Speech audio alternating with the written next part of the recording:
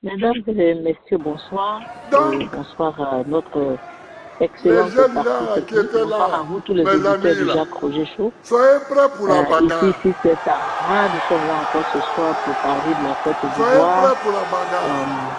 Le week-end a été marqué Ils par veulent qu'on se la bagarre, sortie du on va se président bagarrer. Laurent Gbagbo, qui a fait, je ne dirais pas un discours, mais qui a fait une sorte de causerie avec ses militants, ses supporters, ses sympathisants, et qui a vraiment ramené la causerie au niveau du peuple. Donc, qui a parlé de façon vraiment terre à terre pour que tous ceux qui sont en Côte d'Ivoire, que ce soit les intellectuels ou bien les personnes qui n'ont pas eu cette chance d'aller à l'école, mais que tout le monde comprenne de quoi il parle. Alors, il a directement attaqué M. Alassane Ouattara. Il a expliqué que M. Alassane Ouattara a eu un mandat parce qu'il fallait justement qu'il ait ce mandat pour la paix en Côte d'Ivoire. Il a aussi parlé de 2015, nous rappelant un peu les mensonges de M. Alassane Ouattara qui a joué les vieux roublards. Et malheureusement, le président Henri Konan Bédié est tombé dans son panneau à cette époque-là. Donc, M. Ouattara qui disait devant toutes les chaînes de radio, télé internationales et nationales que non, ça suffit. Mais écoutez, il ne faut pas exagérer. 3 mandats déjà, ça va. Là, c'est parce que c'est un cas de force majeure. Son poulain, à la dernière minute, est décédé. Et donc, le président Ouattara, d'après lui-même, n'avait pas d'autre choix que de se présenter aux élections de 2015 ou 2020, je ne sais même plus. Il nous a tellement trimballé dans la farine, le charabia et toutes ces choses-là qu'on ne sait même plus en quelle année on se trouve avec Alassane Ouattara. Et aujourd'hui, malgré ce que lui montre sa propre VAR, M. Ouattara ne lâche point, il ne démord pas. Il insiste, il persiste et ici qu'il est candidat en 2025. Avec une liste électorale tronquée, un découpage électoral biaisé, une fourberie sienne qui est très en marche. M. Ouattara veut toujours être candidat et c'est dommage pour la Côte d'Ivoire. Vous savez, je vous ai dit que la Côte d'Ivoire pleure. Et apparemment, les gens pensent que ce sont des mots qui sont dits en l'air. Non, ce sont des mots très sérieux parce que vous savez qu'un pays a une âme, une terre a une âme. Voilà pourquoi dans la Bible, il est dit que la terre te soit favorable parce que la terre a la volonté d'être favorable à quelqu'un ou de lui être défavorable. La terre peut être l'ennemi d'un être humain. Donc la terre a ses besoins, la terre a ce qu'elle aime, a ce qu'elle ne supporte pas. Quand on verse le sang innocent, mais la terre n'est pas d'accord avec ça. Parce que Dieu n'a pas créé la terre pour boire le sang. Et en Côte d'Ivoire, la terre ivoirienne est en train de pleurer. Parce que ça fait aujourd'hui bientôt 20 ans qu'on lui donne à boire le sang de ses propres enfants. Le sang des Ivoiriens, qui coule comme si de rien n'était. Des accidents multipliés partout. Je voudrais dire à tous les panafricanistes et tous les, comment on les appelle d'ailleurs, les africanistes et tous ceux qui pensent que la religion est venue détruire nos pays, etc. Je voudrais vous rappeler ce soir que ce qui a détruit vos pays, c'est la franc-maçonnerie, c'est la Rose-Croix, c'est le nouvel ordre mondial.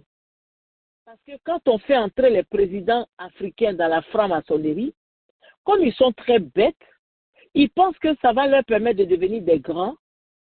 Ils oublient que c'est la manière la plus facile pour les Blancs de les manipuler. Parce qu'on dit que quand tu es franc-maçon, tu es frater à tous les autres francs-maçons. Alors vous imaginez que M. Ouattara, s'il est franc-maçon, va refuser à M. Macron, qui est aussi franc-maçon que lui, de venir piller les biens de la Côte d'Ivoire. Il ne le fera jamais. Et souvent, les Africains placent mal leur combat. Ils pensent que le combat, c'est contre la France. Mais ils oublient que les forces du malin qui sont en action dans nos pays, ce sont ces forces-là que les Blancs utilisent pour piller nos nations. Et qui les aide? Nos présidents qui entrent dans ces sciences occultes parce qu'ils veulent le pouvoir. Ils veulent se dédoubler, ils veulent pouvoir sortir de leur corps pour aller se promener sur la terre et revenir. Et ils entrent dans ces sectes pernicieuses pour livrer nos pays gratuitement aux Blancs, sous prétexte qu'ils sont des fraternes. Alors, ce n'est pas la religion qui détruit l'Afrique. Hein. Ce sont vos présidents, avec leur appartenance mystico-spirituelle, qui permettent à leurs fraternes de venir voler nos biens en Côte d'Ivoire.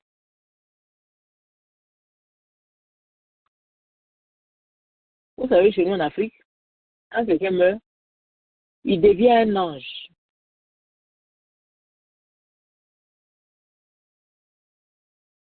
Et donc, quand vous parlez de quelqu'un qui est déjà décédé, c'est ça normal. On trouve que la personne est déjà morte. Pourquoi en parler? Je le dis parce que je voudrais citer simplement M. Ahmed Bakayoko, feu Ahmed Bakayoko, qui arborait fièrement la maçonnique. Nous avons vu cela. Et pendant qu'il était vivant, il se prenait pour l'intouchable Ahmed Bakayoko, le ministre de l'Intérieur, le grand ministre de M. Alassane Ouattara. Ce que les Africains oublient, ce que nos présidents oublient, c'est que quand Dieu dit c'est fini pour toi là, même la ceinture de sécurité la plus puissante qu'on puisse te donner au Burkina ne peut pas te préserver. Demandez à Samuel Doe. Il vous dira comment ils ont fait pour l'attraper, pour couper ses oreilles. Parce que le même marabout qui t'a donné le fétiche, c'est le même marabout qui va dévoiler le secret de ton fétiche. Aujourd'hui en Côte d'Ivoire, le RHDP ou du moins le RDR et tous ces marabouteurs, parce que c'est leur travail. Tous ces habitants de la cité des marabouts, là-bas, ils passent tout leur temps. Chacun veut renforcer sa force.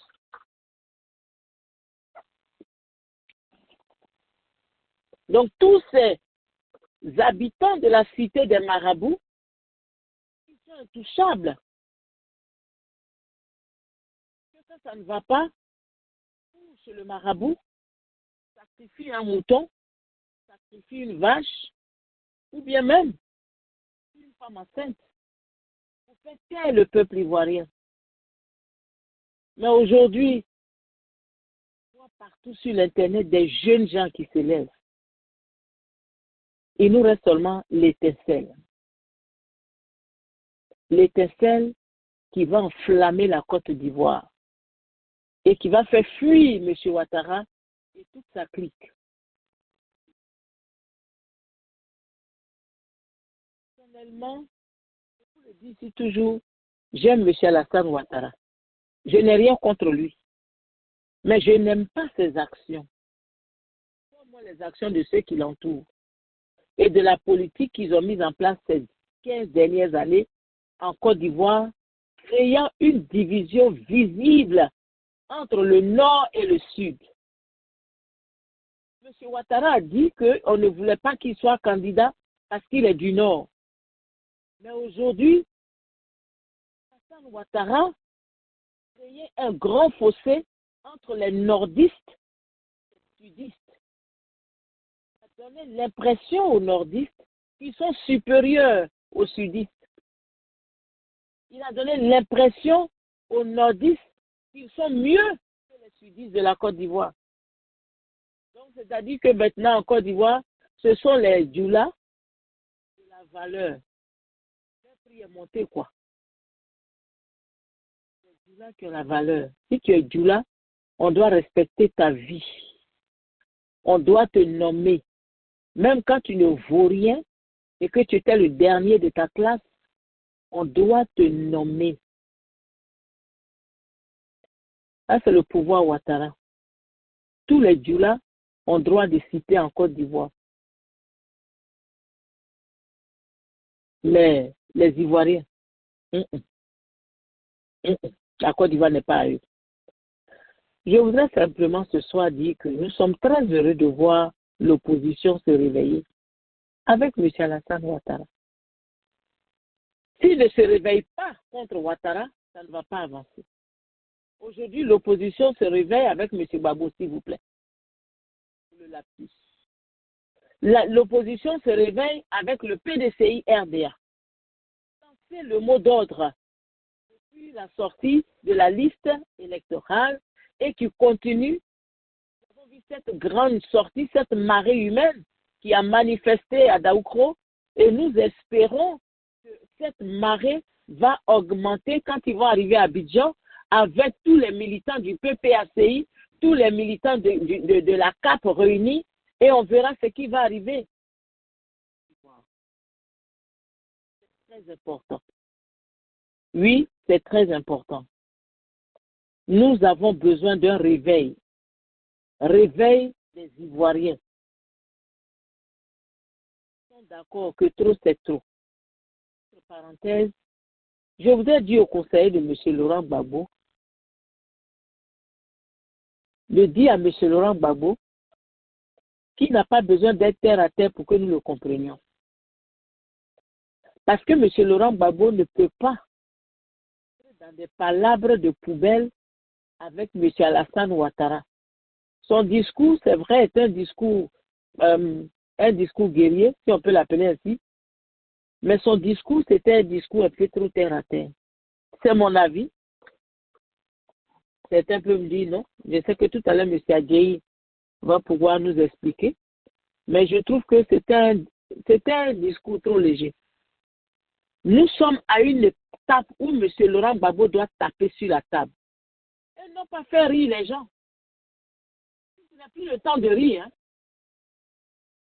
La situation ne fait pas rire. La situation actuelle de la Côte d'Ivoire, on n'a pas le temps de rire. M. Laurent Gbagbo, s'il n'a rien à faire, qu'il donne jusqu'à 10 heures, il n'y a pas de problème. Mais il ne faut pas qu'il vienne faire des discours pour faire rire les gens. Non. La Côte d'Ivoire n'est pas à l'heure des rigolades. Ce que M. Ouattara est en train de faire en Côte d'Ivoire est trop sérieux. Que M. Laurent Gbagbo fasse rire le monde.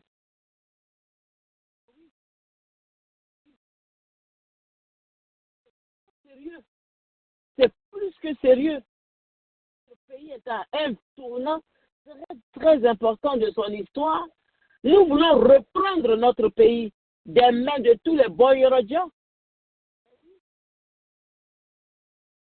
Le président Laurent Gbagbo, les causeries, dialocodrome. Il n'est pas un comédien ivoirien. On n'a pas besoin d'aller à ces meetings pour rire. Monsieur Laurent Gbagbo doit être ferme et affirmer son désaccord total sur la table. Et non pas faire rire le monde. Bon, de toutes les façons. Peut-être qu'on me dira que c'est sa façon de parler qui fait rire. Mais alors donc, il faut qu'il change un peu sa façon de parler. Parce que les sujets actuels sont très chauds, très brûlants. Les Ivoiriens sont fatigués. On n'a plus le temps de rigoler. On est malade. On a perdu la tête. On est fatigué. On attend cet homme providentiel qui va venir chasser M. Ouattara. Oui, parce que à la lieu où nous allons, il n'y a plus rien en Côte d'Ivoire. Les élections ne nous arrangeront pas. Autant qu'on y a mis tout, comme disait M. Douga ici. Autant qu'on vienne tout y a mis en Côte d'Ivoire pour recommencer à zéro. Avec M. Ouattara, c'est une impasse. Une impasse totale.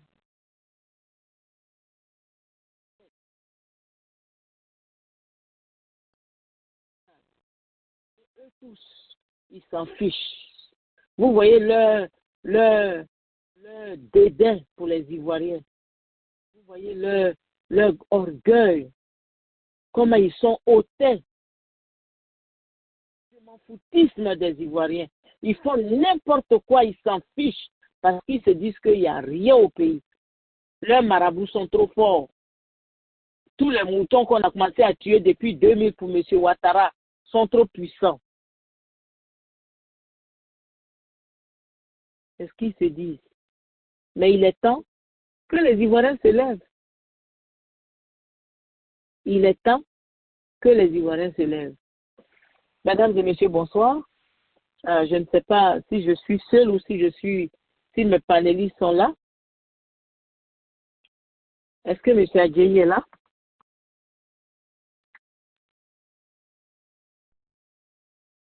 Pasteur Aka? Oui, je suis là. Maman, bonsoir, M. Douva. Voilà. Bonsoir, bonsoir.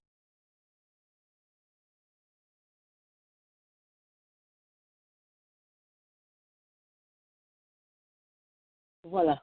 Alors, M. Douva, apparemment, nous sommes deux. Je crois qu'à deux, on peut mener un débat. Pasteur Aka est là, mais il est en off. Alors, quand il sera prêt, il va nous rejoindre. Merci à la partie technique. Monsieur Douga, est-ce que vous avez le temps pour parler? Ou bien je continue?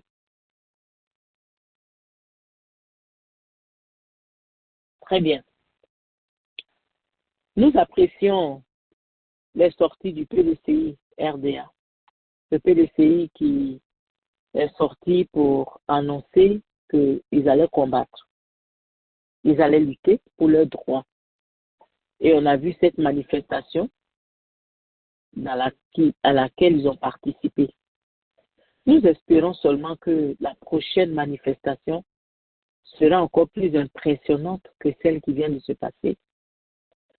Et vous savez, la Côte d'Ivoire est arrivée à un moment où, ça dit que la Côte d'Ivoire est mûre. Je ne sais pas si vous le sentez, je ne sais pas si vous le voyez, mais tout en Côte d'Ivoire nous montre que la Côte d'Ivoire est mûre.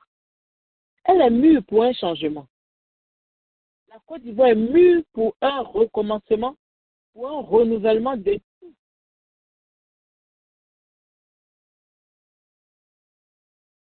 Ce sont ces questions-là qui nous échappent.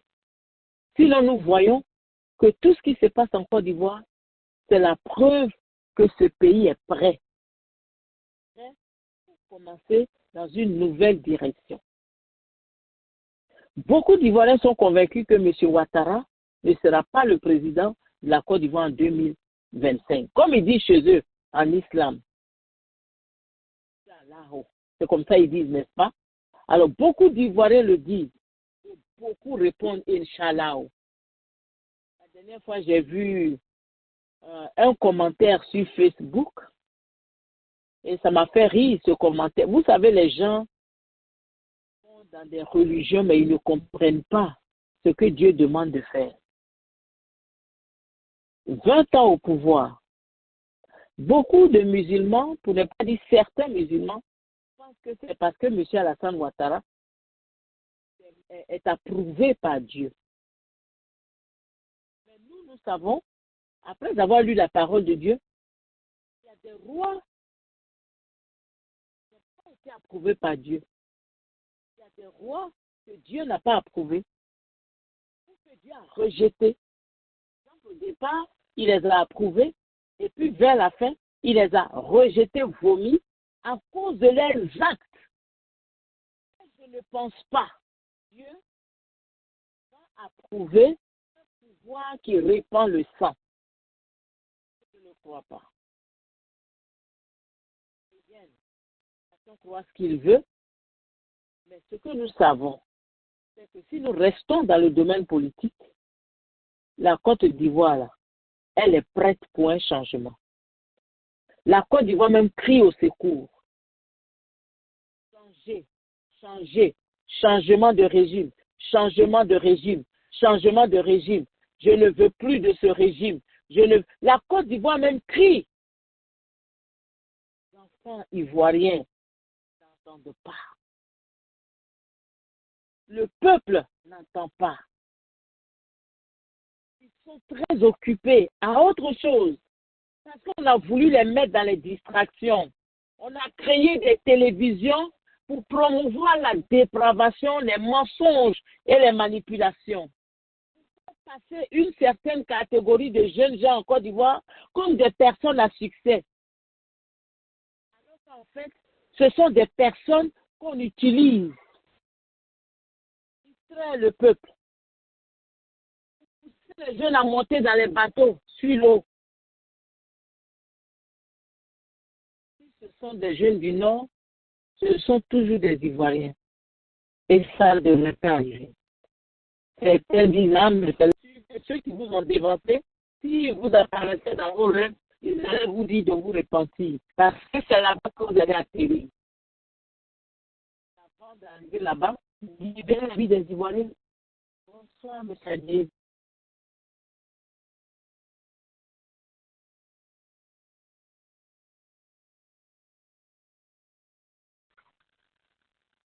Est-ce qu'on m'entend?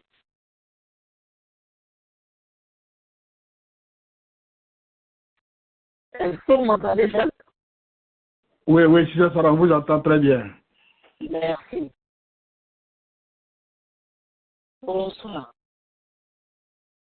Bonsoir, bonsoir, mais votre voix tremble, hein, je ne sais pas pourquoi. Ma voix tremble. Oui, ça tremble un peu. Est-ce que ça va mieux? Oui, légèrement, oui, ça va mieux. Ça va mieux légèrement? Je Oui, pense que je dois avoir... Attendez, je pense que je dois avoir... Ça va mieux maintenant, d'accord. Oui, oui. Voilà. Alors, ce soir, j'ai fait une petite analyse du discours de M. Laurent Gbagbo, qui certainement n'avait pas l'intention de faire rire les gens, mais qui, en parlant avec son style, qui s'est un peu plus rendu plus terre à terre dans ce discours de ce week-end passé, obligeait les gens, si je puis ainsi m'exprimer, à rire.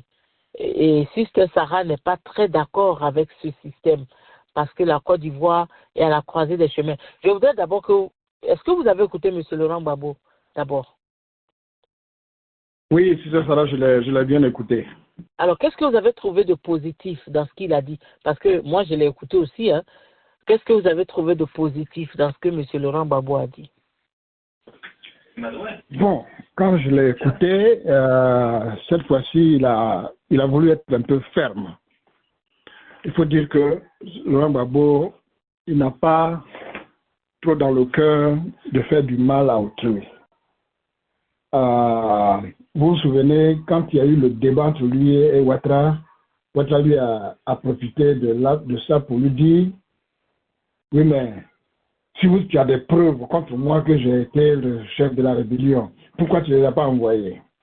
Laurent Gbagbo n'a pas voulu envoyer des preuves pour faire du mal à Ouattara. Il ne voulait pas lui faire du mal. Ça, c'est quelqu'un, je le connais pour ça. Mais cette fois-ci, il a voulu être un peu plus ferme pour dire que c'est moi qui t'ai amené à la vie. Toi, tu ne t'es pas éligible en Côte d'Ivoire. C'est moi, Laurent Gbagbo, qui ai fait de toi candidat. Et aujourd'hui, toi, tu dis que moi, je ne suis pas éligible. Ça, c'est un. De deux, il dit, entre nous, on se connaît. Toi, tu sais que tu es voltaïque. Moi, je suis ivoirien. Toi, tu viens ici et tu dis que moi, je ne suis pas éligible. C'est-à-dire, il a voulu, à un moment donné, être fin pour dire à Ouattara, il y a des choses qu'on ne fait pas. Tu ne peux pas me trouver chez moi à la maison, à maman, et puis tu vas me piétiner. Tu sais d'où tu viens, tu arrives en Côte d'Ivoire, tu veux me piétiner. C'est-à-dire, il a voulu être un peu ferme cette fois-ci, connaissant bien notre histoire. Mais ça, c'est le début. Il y a des choses. Est-ce que ce n'est pas un peu trop tard? Est-ce que cette réaction de M. Laurent Gbagbo aujourd'hui a dit à M. Ouattara que tu es venu de chez toi pour me trouver? Est-ce que ce n'est pas un peu trop tard? Il aurait pu dire ça il y a de cela 15 ans en arrière. Oui, oui. C'est vrai, on peut croire que c'est un peu trop tard, mais comme je le dis, hein, on connaît Laurent Gbagbo. Ce n'est pas quelqu'un qui délibérément cherche à faire du mal à autrui. Il sait que nous sommes tous africains. Il a ses enfants qui sont aux États-Unis, qui sont partout en Europe, qui n'ont plus la nationalité. Donc on peut quitter chez soi pour aller ailleurs pour prendre la nationalité. Mais cela ne nous donne pas le droit de faire du mal au peuple, à ce peuple qui nous a reçus. Donc, il a voulu donner quand même le bénéfice du doute à Ouattara à un moment donné pour qu'il se rachète. Mais comme il ne veut pas se racheter, il pense qu'il est le plus fort, alors le moment est venu qu'on soit ferme. Que Laurent Gbagbo soit ferme aujourd'hui. Donc, d'autre part, on peut dire que c'est trop tard, mais ce n'est pas trop tard. Puisque Ouattara pense qu'il est trop fort, le moment est venu on se dise les vérités. Voilà un peu ce que j'ai compris dans son message. C'est le temps de vérité. Parce que Ouattara exagère un peu trop. Voilà. Et est-ce que vous pensez que le style ça y est, la manière de parler de Laurent Gbagbo peut exciter le peuple aujourd'hui à se lever? Est-ce que quand on l'écoute, on est fâché contre Ouattara? Ou bien alors, c'est juste un monsieur qui amuse la galerie, on écoute, on rigole et puis on va à la maison? Qu'est-ce que ce discours-là peut créer chez un Ivoirien? Nous ne sommes plus au temps de la rigolade. Hein? Il a dit tu cherches la bagarre, non? Cette fois-ci-là, tu vas avoir la bagarre. Parce que hier, nous, on ne voulait pas faire la bagarre. Tu nous as imposé la bagarre. Mais cette fois-ci-là, ce que tu as cherché là, tu vas trouver. Et mon nom, c'est Laurent Gbagbo. Peut-être que tu ne sais pas, mais vous ne savez pas. Mais moi, mon nom, c'est Laurent Gbagbo. Tous ceux qui se sont confrontés à moi là, chacun a eu pour lui. Le dernier en date, c'est Sarkozy. Peut-être que toi, tu ne sais pas. Mais mon nom, c'est Laurent Gbagbo. On ne joue pas avec moi. Ce n'est plus le temps de la rigolade. Et Ouattara doit le savoir. C'est un peu ça le message aujourd'hui de Laurent Gbagbo. D'accord. C'est ça le message de Laurent Gbagbo. Alors, parlant de... est-ce que M. Douga est là pour intervenir ou bien nous continuons et puis il va venir après? Il y a Pasteur Aka qui est là déjà. Ah oui, bon, bonsoir Pasteur Aka. Pasteur Aka? Il doit être en mute. Mais il va se démuter. D'accord. En entendant que Pasteur se touche, oui, je suis là, je suis là. Voilà. Je suis là. Bonsoir, M. Douga. Voilà, bonsoir. Okay. Et puis, voilà, je voudrais prendre vos impressions sur la sortie de M. Gbagbo Laurent. Ok, ben, je ne comprends pas, je ne sais pas qu'est-ce que Gbagbo va faire présentement pour que Sista Sarah soit contente. Alors, vous dites qu'il amuse la galerie, qu'il n'a pas été ferme, mais Sister Sarah, ce que Gbagbo, le président Gbagbo a dit à Port-Boué le samedi a déboussolé toute la classe politique du RHDP. Vous avez écouté la réponse de M. Cissé Bakongo? Vous avez écouté la réponse de M. Cissé Bakongo?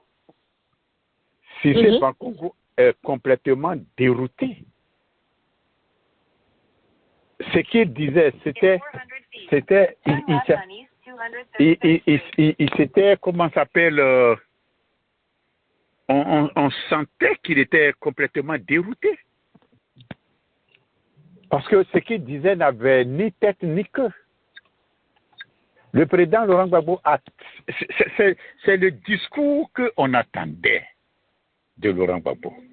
C'est le discours que moi j'attendais. J'ai dit ici que moi, si je ne suis pas prêt pour aller faire des marches, parce que je ne vois rien derrière. Mais il a tapé sur la table. Draman lui-même, aujourd'hui, il tremble. C'est le Gbagbo de 1990 qui est là, qu'on a connu là. C'est lui qui est de retour. Il a tapé sur la table. Et il a dit un proverbe, bon, tu sais, aujourd'hui, les Africains, le peuple noir est le peuple le plus déraciné de la planète. Quand vous dites un proverbe qui est trop africain, il y a des gens qui vont se moquer de toi pour dire non, ce n'est pas décent de dire ça pour la part d'un ancien président. Il a, mais c'est un dicton de chez nous. avant de parler, là, il faut regarder dans ton caleçon là-bas ce qui est là-bas. Ça, on le dit ça. Alors, parce que Gbagbo a dit ça, non, c'est décent, un ancien président ne doit pas dire des choses comme ça. Non.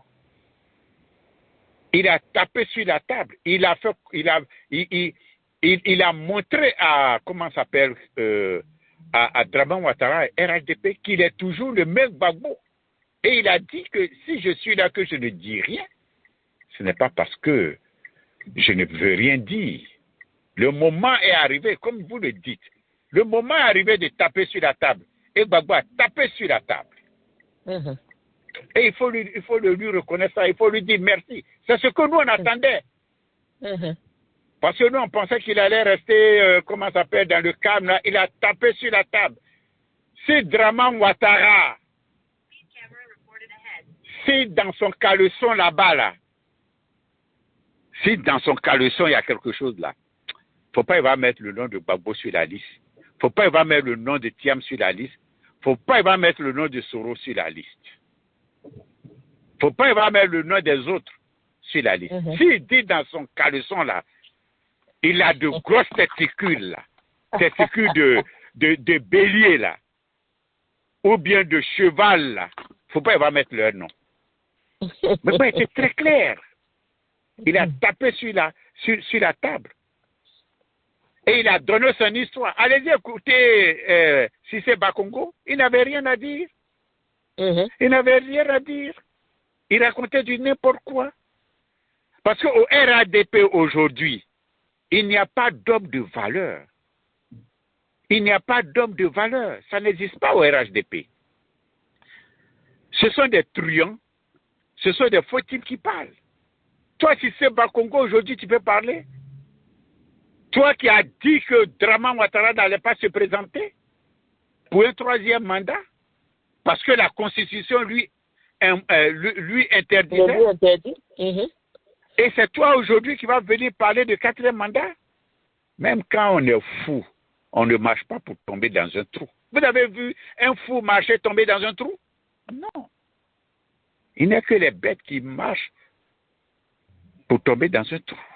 Donc le discours est à point venu, le discours est vraiment le moment. Il nous reste 4 mois. Juin est fini là, il nous reste 4 mois. Demain, dans quelques semaines, juin est fini là. Il nous reste 4 mois. C'est le moment de taper sur la table et c'est le moment de montrer ses forces pour dire à Draman que nous sommes prêts face à lui. Et que cette fois-ci, ce ne sera pas comme avant. Donc alors, le discours est très bien. Est très bien venu à point. Oui. Mais c'est Gbagbo l'aura aussi dit comme ça aux jeunes qui disent de donner le mot d'ordre. Il leur a rappelé qu'ils n'ont pas besoin de recevoir. Et nous enfants qui vont faire l'État. Gbagbo dit qu'ils vont faire l'État. Gbagbo Laurent dit qu'ils vont faire l'État. Thiam dit qu'ils vont faire l'État. D'autres également disent qu'ils vont faire l'État. Tiens, on les attend. Qui parle? On les attend. Qui est en train de parler là? Qui parle? C'est quelqu'un qui a mis la vidéo de Bakongo. Ah! Et on va les rappeler à la Mais c'est certainement Jacques. Aujourd'hui, donc,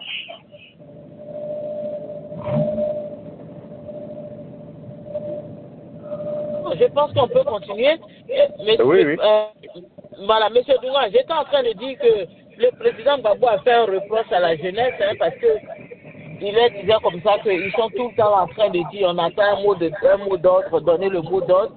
Il leur a rappelé qu'il a commencé à lutter depuis qu'il avait 18 ans. Est-ce que vous pensez que les jeunes ont compris le message? Mais Laurent Gbagbo, c'est quelqu'un qu'on connaît depuis nous autres. Moi, je suis Laurent Gbagbo depuis 1971, à sa première prison. Puisqu'il a fait la première prison avec moi, mon oncle, le petit frère à ma mère, à ma mère. Donc, il y a longtemps que tout le monde est au courant de Laurent Gbagbo. Gbagbo Kipré, qui savait pas ça? Qui connaissait pas ça? Gbagbo Kipré Simone, Gbagbo Kipré Simone, les trois là, le trio. on les connaissait.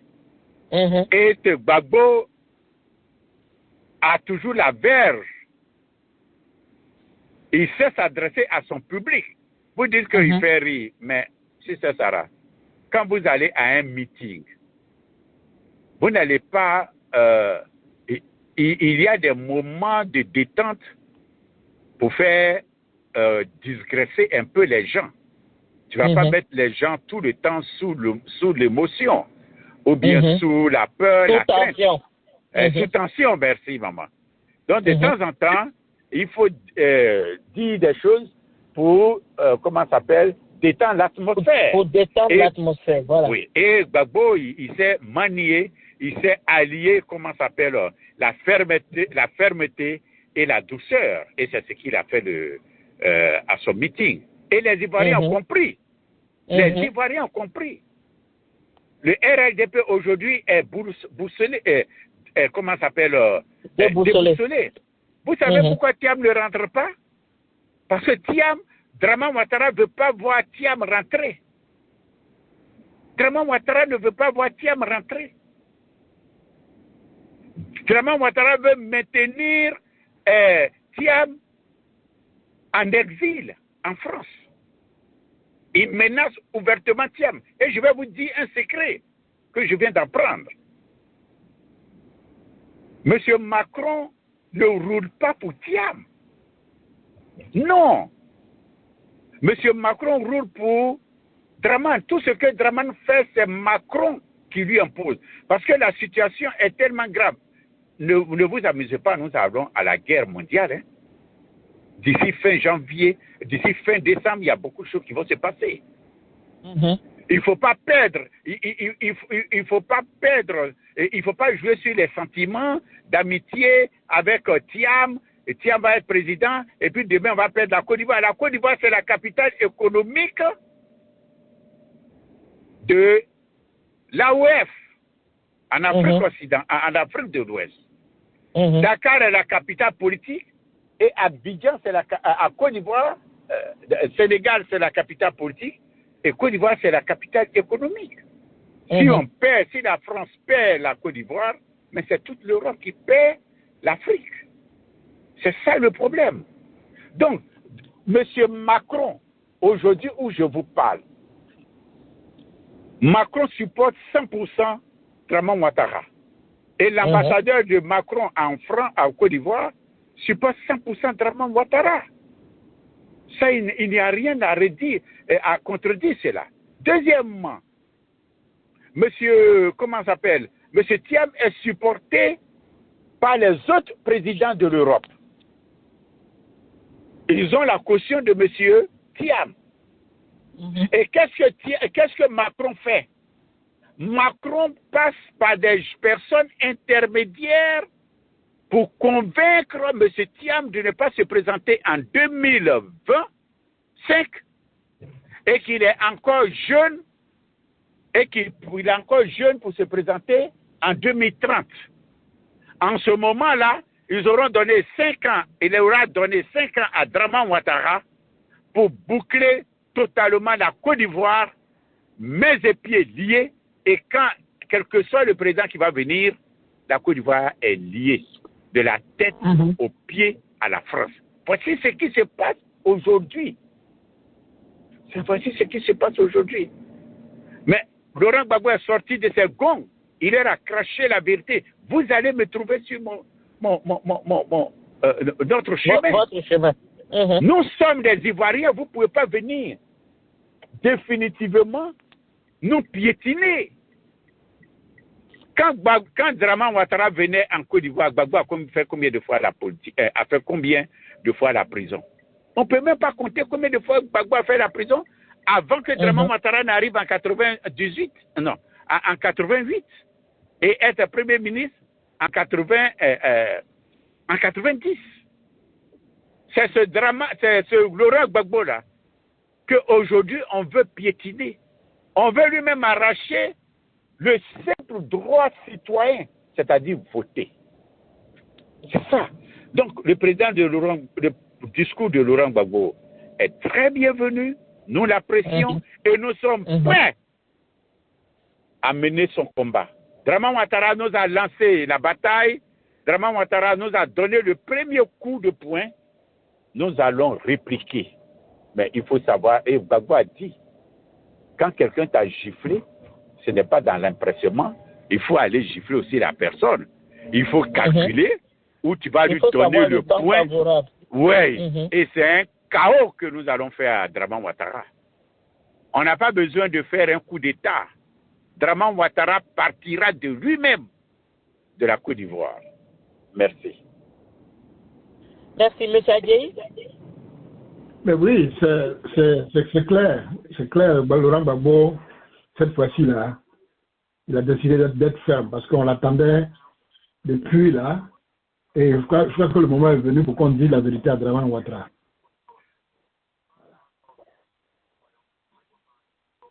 Alors, je ne sais pas si vous avez remarqué, M. Dungan, vous avez oublié de répondre à la question sur ce que M. Gbagbo, le reproche que M. Gbagbo a fait aux jeunes gens qui disent qu'ils attendent le mot d'autre. Et donc, M. Adjei, allez-y, et puis je vais retourner vers M. Dungan. Ok. Bon, comme on dit, Ouattara a oublié que et Gbagbo lui a rappelé que quand tu sais qu'on va te parler, il faut savoir, il faut regarder dans ton pantalon, dans ton caleçon. Ouattara sait qu'on doit lui parler. Parce que venir comme ça dans un pays pour dire que tu es un national de ce pays-là, et tu sais qu'un jour on va te parler. Donc, il faut avoir raison garder. Tu ne peux pas du coup comme ça décider de piétiner tout le monde. Oui, Thiam n'est pas ivoirien, mais c'est toi qui es ivoirien. Et Laurent Gbagbo qui a dirigé ce pays, qui est dans son pays, tu dis que non, tu veux retirer tous ses droits. Mais de quels droits? Il faut connaître les lois de ce pays. On ne juge pas un ancien chef d'État comme ça. Et ce n'est pas n'importe qui lui retire ses droits. Non, trop c'est trop. Ouattara a poussé la barre très haut, très haute, mais on va aller jusqu'au bout. Trop c'est trop. Ouattara exagère. Voilà. Voilà le message que Laurent Gbagbo lui a envoyé. Voilà. Oui, maintenant ma question en fait, M. Adjei, c'est celle-ci. Ma question a dit aux jeunes qui attendent le mot d'ordre que lui, il a commencé à lutter depuis qu'il avait 18 ans. Donc, il a essayé de dire aux jeunes gens qu'en fait, ils n'ont pas besoin d'un mot d'ordre. Alors, ma question, c'est, est-ce que vous pensez que les jeunes ont bien saisi ce message que Gbagbo vient de leur donner? En tout cas, est-ce que ça va les réveiller, en fait? Est-ce que ça va... Les jeunes ont compris, ils ont compris le message de Gbagbo, du président Gbagbo. Mais ils attendent le mot d'ordre. Comme le PDCI vient de dire, il vient de donner un mot d'ordre pour dire que le 11, on va marcher, on va s'exprimer. Oui, mais justement, le président Gbagbo leur dit que, en fait, c'est une manière de leur dire qu'il n'y a pas de mot d'ordre à attendre. Puisque lui, quand il luttait, il n'a pas reçu de mot d'ordre de qui que ce soit. Donc, il trouve qu'ils n'ont pas le droit d'attendre qu'on leur donne un mot d'ordre. Ils n'ont pas le droit d'attendre qu'on leur donne un mot d'ordre. Seulement, comme Ouattara n'a pas encore dit officiellement qu'il est candidat, le jour qui va sortir pour dire je suis candidat là, que personne n'attende un mot d'ordre. Ouattara aura donné le mot d'ordre pour la bataille finale. Parce que en 2020, bon, on pouvait dire que bon, il dit que son candidat est mort, c'est un cas de force majeure. Mais aujourd'hui, quel est le cas de force majeure? Qui est mort? Tu es en train de piétiner notre constitution, parce qu'un État, c'est la constitution. La constitution dit que c'est 2 mandats. Tu es en train de faire un 4e, tu veux quoi finalement? C'est-à-dire que tu veux Il une piétine confrontation. sa propre constitution. Voilà. Donc voilà un peu le message voilé du président Laurent Gbagbo. Ok. Voilà. Donc, à votre avis, les jeunes attendent plutôt que M. Ouattara dise je suis candidat Voilà. et Voilà. maintenant ils vont commencer les hostilités. Voilà. Parce que sans ça, c'est comme si on se battait dans le vide. Si Ouattara dit demain que je suis pas candidat, donc on aurait enlevé les chemises, pourquoi? Mm. C'est un peu ça. Mhm. D'accord. Monsieur Toungan, c'est aussi votre avis? Pas tout à fait parce que ça c'est un volet. Mhm. Mais le président Gbagbo dit que lui, il a commencé à l'âge de 18 ans. C'est pour dire que à partir de 18 ans, on peut déjà s'opposer au gouvernement qui est en place. Donc c'est une manière de donner, de vacciner les jeunes de... Par exemple, Gbagbo, c'est un vaccin. Hein? Gbagbo, lui, il circule dans nos corps. Ah donc, bon, hein? Oui. Oh, moi, Gbagbo, il circule dans mon sang, dans mes veines. Donc, Gbagbo a vacciné la population de 18 ans pour leur dire que lui, il a commencé à 18 ans. Et ça, c'était dans les années 70, avant 71. Par exemple, 71, il était déjà président. À 18 ans, ça, c'était à peine avant même l'indépendance de la Côte d'Ivoire, où rien n'était sûr dans ce pays. Or, maintenant, les mentalités ont évolué 60 ans après. Donc, vous devez prendre, Laurent Gbagbo veut dire aux jeunes de prendre de 18 ans, de prendre leurs responsabilités. Mais aujourd'hui, ça ne peut pas se faire de manière désordonnée. Donc, les jeunes attendent toujours le mot d'ordre. Lorsque, en 2000, M. Guéhi Robert a fait son signement, Gbagbo a demandé d'aller lui reprendre comment ça s'appelle, son élection qu'on lui a volée. Les jeunes sont descendus dans comment ça s'appelle, dans les rues. Et ils ont ramené, comment ça s'appelle, la victoire à Laurent Gbagbo. C'est de ça que Laurent Gbagbo est en train de dire. Donc, quand le moment va arriver et que Laurent Gbagbo va donner l'ordre, vous allez voir que tout le monde sera dans les rues. Tout le monde sera dans les rues. Oui. D'accord. On espère bien que tout le monde pourra être dans les rues. Alors, parlons maintenant du PDCI. Le PDCI qui a fait aussi une sortie fracassante du côté de Daoukro et qui prévoit encore d'autres sorties à Abidjan. Quelles sont vos solutions? Est-ce que vous pensez que ce parti-là peut créer quelque chose de nouveau en Côte d'Ivoire par rapport à la lutte? Oui, c'est une très bonne question. Je n'ai pas écouté le discours de Bredoumi. Je ne sais pas si c'est de ça que vous parlez, mais je vais écouter ça tout de suite. Mais oui, je parle de leur rencontre, de leur manifestation. Il y a eu beaucoup de participants. Ils ont fait une manifestation quand? Le samedi, je pense, ils étaient à Daoukro. Ah, ok, bon, là, je suis pas trop au courant de ça. Mais ce que je veux dire, c'est que le PDCI, ancien PDCI sous Bédier, et sachez que sous Houphouët-Boigny, le PDCI marchait. Hein? Ça, les gens oublient ça. Sous Houphouët-Boigny, même qu'on était dans le parti unique, le PDCI marchait à travers la Côte d'Ivoire pour Houphouët-Boigny. Je me demande si vous vous souvenez de ça.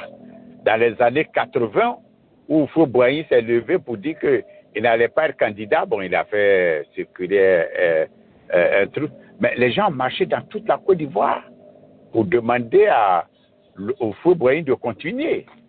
Est-ce que vous voyez? Une petite mise en scène de parti unique au pouvoir. Ok. mais il marchait. C'est avec sous Bédié que le PDCI n'a pas marché. Mais avec Thiam, le PDCI est réveillé. Le PDCI est réveillé, très réveillé. Et ça, c'est un bon atout pour le PPACI. C'est un très bon atout. C'est-à-dire que maintenant, ce n'est plus PPACI seulement qui va prendre les rues, mais le PDCI qui est le parti politique le plus implanté en Côte d'Ivoire,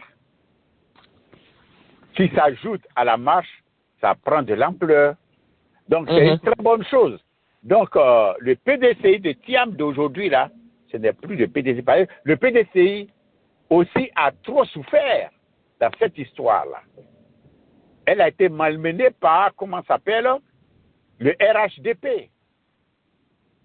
Le PDCI a eu son premier coup d'État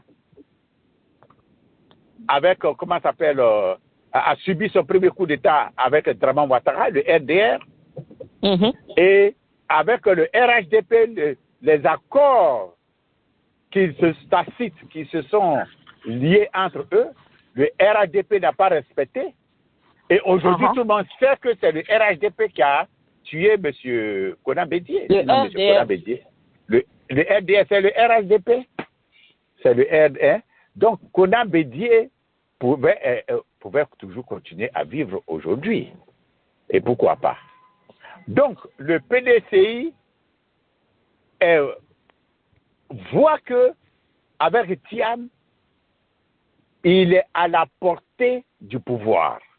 Donc, il ne va pas baisser les bras. Donc, aujourd'hui, c'est plus une affaire d'un parti politique d'opposition, mais c'est tous les partis d'opposition qui se sentent concernés dans cette élection de 2025. En 2015, il faut comprendre pourquoi M. Bédié n'a pas voulu de problème avec chose. Et il a expliqué ça, est-ce qu'il n'a pas dit ça publiquement, mais M. Bédié a donné les raisons. Il a dit, mais on vient de sortir d'une crise, 5 ans après. C'est eux qui sont là, ils sont partout. Si on dit on va aller présenter un candidat du PDCI, ce sera les mêmes problèmes qui vont revenir, alors que nous, on n'est même pas encore positionnés, on n'est même pas encore assis. Eux, ils étaient tout, ils ont les militaires, ils ont tout. Donc, donnons-lui ce cadeau-là. C'est pour ça que Bédié a fait ça. Parce que l'opposition n'était pas prête à affronter Draman Ouattara en 2015. Voici pourquoi M. Bédié a été forcé de donner, comment ça s'appelle, ce mandat-là cadeau à M. Draman Ouattara. Et comme Draman Ouattara a pris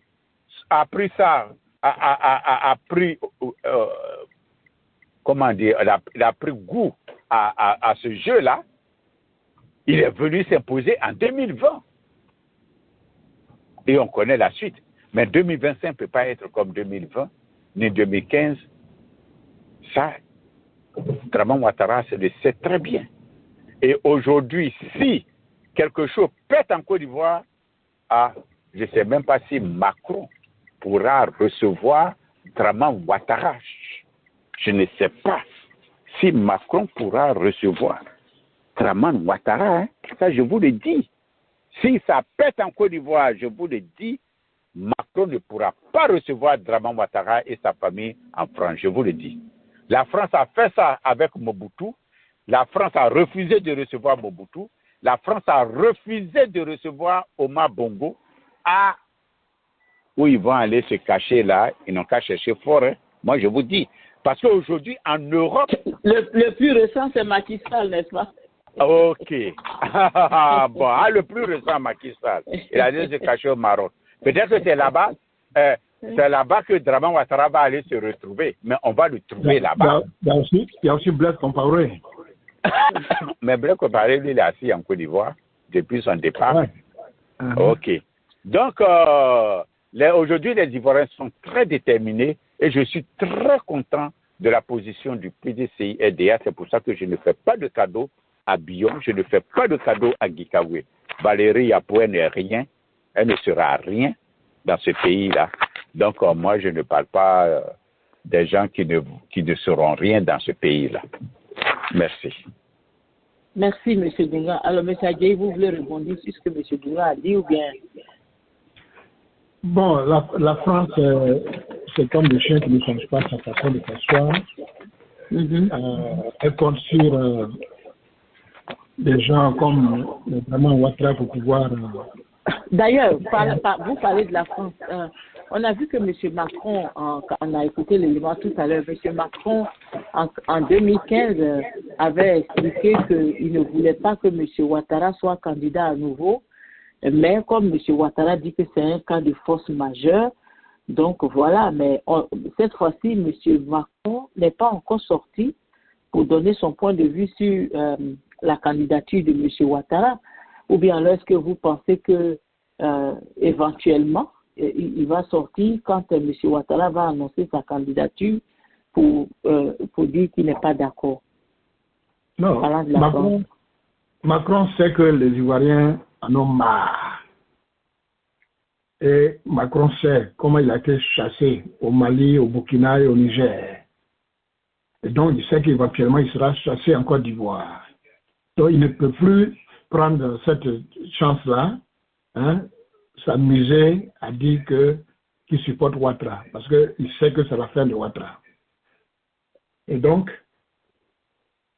s'il s'amuse aujourd'hui, il n'aura que ses yeux pour pleurer. En Côte d'Ivoire, les Ivoiriens disent qu'ils ne veulent plus de Dramane Ouattara, et donc Macron va payer. Il faut qu'il le sache. Pourquoi il se soit bien là? Okay. Il faut qu'il le sache. Et donc, ce n'est même plus ça ne doit même plus être un rêve de Macron. Il doit savoir que les Ivoiriens en ont marre. Et ils ne pourront plus permettre ce qui est arrivé en 2015 et en 2020. Les Ivoiriens ne sont plus prêts à cela. Et Macron le sait et il doit le savoir. Donc, s'ils veulent que la France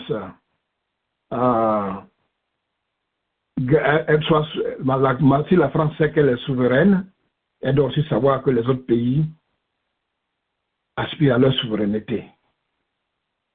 Ça, c'est ça aujourd'hui le vrai combat. Qui cherche ailleurs, dans d'autres pays, mais en Côte d'Ivoire, là, il n'a plus de chance. Ça, c'est que Macron tire sa leçon. Voilà un peu, si ça sera. D'accord. Alors, je pense que ce soir, nous ne vont pas passer à Aka, puisqu'il est connecté, mais il est en off. Il est certainement busy quelque part. La dernière question, M. Adjaye, je voudrais vous poser à vous deux, puisque vous êtes un peu dans le bois caché, dans le bois sacré du PPACI.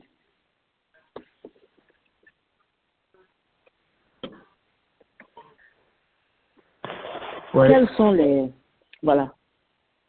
les prochaines quel est le programme prochain par rapport à ce que M. Gbagbo a dit? On a vu qu'il a fait un discours musclé et tout le monde était content. Comme disait M. Dunga, c'est pas que je suis contre le discours du président Gbagbo, mais je veux insister sur l'importance aujourd'hui pour tous les Ivoiriens que nous sommes à comprendre que même si de temps en temps on dit quelque chose qui nous détend, mais nous devons garder le focus fixé sur le rapport de force et ne pas relâcher et continuer pour que le RHDP ou bien le RDR soit paniqué assez pour justement lâcher le pouvoir. Alors, quelles sont les perspectives du PPACI par rapport à la lutte qui a commencé? Alors, le PPACI a la légalité de son côté. Le PPACI doit insister sur la violation de la Constitution qui est inacceptable. 1. De 2, ce quatrième mandat, c'est illégal. Ouattara n'a pas le droit de se présenter. Donc, il doit être ferme. Parce que face à la légalité, en tout cas, je ne pense pas qu'il y ait une armée aussi puissante qui puisse ébranler un peuple qui est debout. On a assez flirté, on a assez joué avec la constitution ivoirienne. Si on veut bâtir un État fort, un État de droit, on doit avoir de notre côté la légalité, on doit avoir de notre côté la constitution. Voilà le point fort aujourd'hui du PPACI. Ouattara n'a qu'à beau faire, on ne peut pas jouer avec ça. Pour moi, ça c'est le point fort du PPACI. Voilà. Donc, multiplier les marches, multiplier les rencontres du président Laurent Gbagbo avec le peuple. Voilà, le peuple et le PDCI de l'autre côté, avec ces deux forces-là et la société civile, on a la victoire. Et vous pensez que ça c'est suffisant pour enlever M. Ouattara au pouvoir? Ouattara, c'est un être humain, il n'est pas un bois, il n'est pas un rocher qui n'a pas de sang dans le corps. Il dit qu'il a étudié aux États-Unis, mais ici on respecte la Constitution. Donc il ne peut pas persister dans l'inégalité, il ne peut pas persister dans ça et dire qu'il va gagner un combat. Non, ne marchera plus. Voilà. Vous savez, c'est vrai qu'on va vers la fin, mais moi je suis un peu pessimiste parce que j'ai l'impression que on dit beaucoup de choses avec peu d'action. Parce que, voilà, on parle beaucoup, nous tous, mais très peu d'action. Parce qu'on ne peut pas chasser M. Ouattara avec des paroles. Quand vous écoutez les Ivoiriens, beaucoup disent, les activistes, les militants, Ouattara va partir. En cette année 2025, Ouattara s'en va. C'est très beau quand on entend ça. Ça donne de l'espoir à tous ceux qui sont découragés. Mais de quelle manière est-ce que ça va être effectif pour que le peuple ivoirien puisse dire effectivement, oui, Ouattara est parti. Effectivement, nous avons gagné. Parce que c'est ça le vrai problème. Ce n'est pas les promesses là. C'est pas ça aujourd'hui qui vont changer la situation. C'est plutôt les actions. Et jusqu'à présent, nous ne voyons pas d'action probante. Voilà un peu la grande question. Alors, quand vous dites que Ouattara va partir, il n'y a pas de problème. On est d'accord avec ça. Mais il part comment? Comment vous envisagez de faire partir? Ouattara va partir comme Blaise Compaoré est parti. Ah bon? D'accord. Oui. Avec un soulèvement du peuple. Oui. D'accord. Ok. D'accord. Donnez-moi votre mot de la fin. Merci, Sister Sarah. Merci pour le combat. Vous savez, Dieu merci, le commandant Jacques a mis à notre disposition un outil. Oui. Un outil fort, puissant. Et nous contribuons à notre manière à l'éveil de conscience, et à la souveraineté de notre nation, et la Côte d'Ivoire. Tous les pays aspirent à la souveraineté. Si nous sommes ici aux États-Unis, c'est à cause de la souveraineté de ce pays. Ceux qui ont mené le combat l'ont mené, et aujourd'hui nous voici. C'est ce que nous devons faire pour les générations futures dans nos États. Vous voyez, le combat que l'AES mène, c'est justement le combat de la souveraineté. Nous devons aspirer à cela pour une victoire certaine. La Côte d'Ivoire est à la croisée du chemin, mais nous allons y arriver. Avec l'union du PDCI, la société civile, du PPACI, nous aurons la victoire. Continuons le combat, nous allons vaincre. Merci, Sister Sarah. Merci, M. Adjei. M. Douma?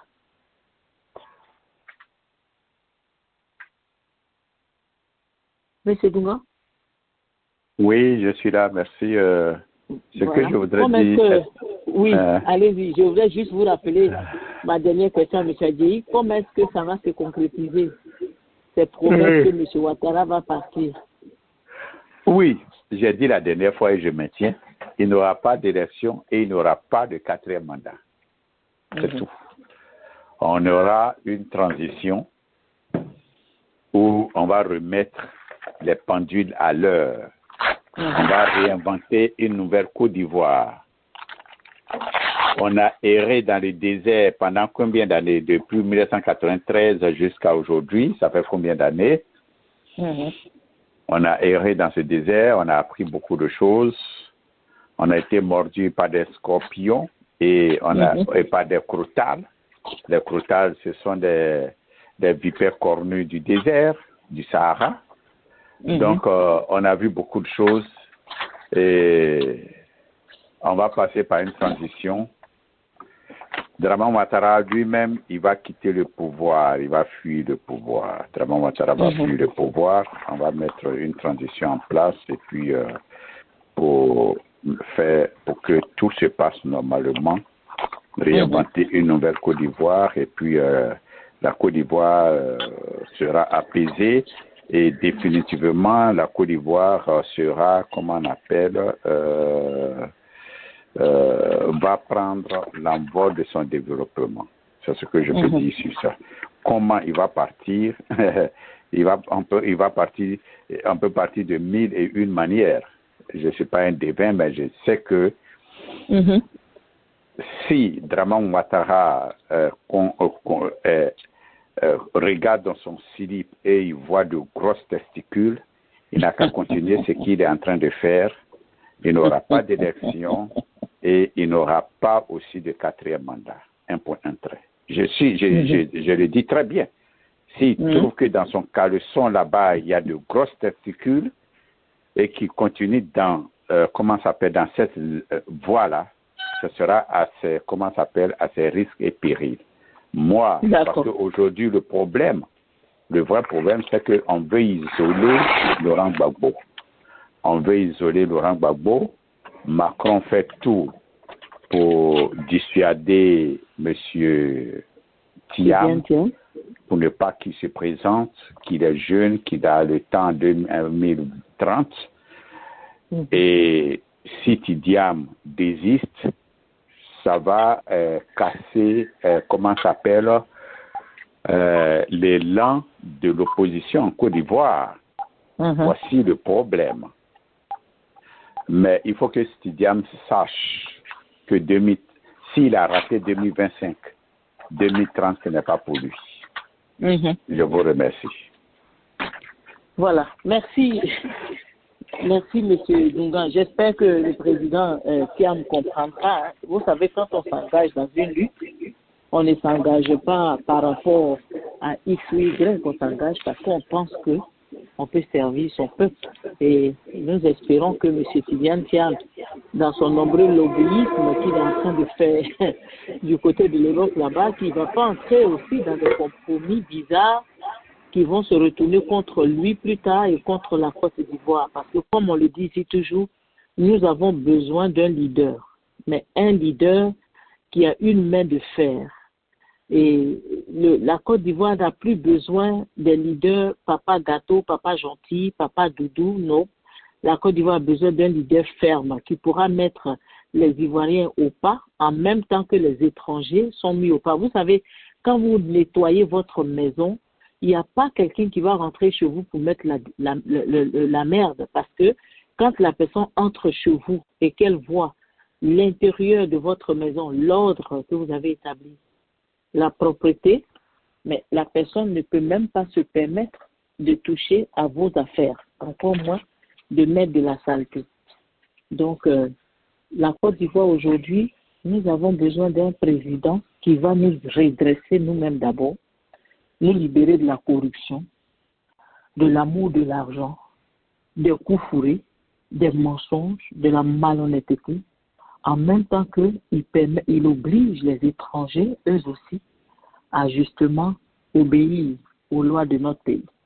En tout cas, merci de nous avoir suivis. N'oubliez pas, demain avec M. Passy Dunga, ce sera au cœur de la politique. On se retrouve pour notre part de mercredi.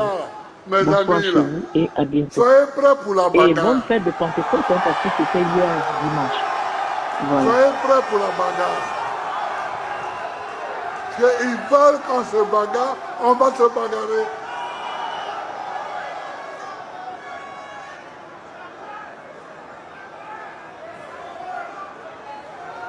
Parce que eux, ils croient qu'on a peur de dire, mais à un moment, il faudra qu'on envahisse toutes les rues d'Abidjan. À un moment donné.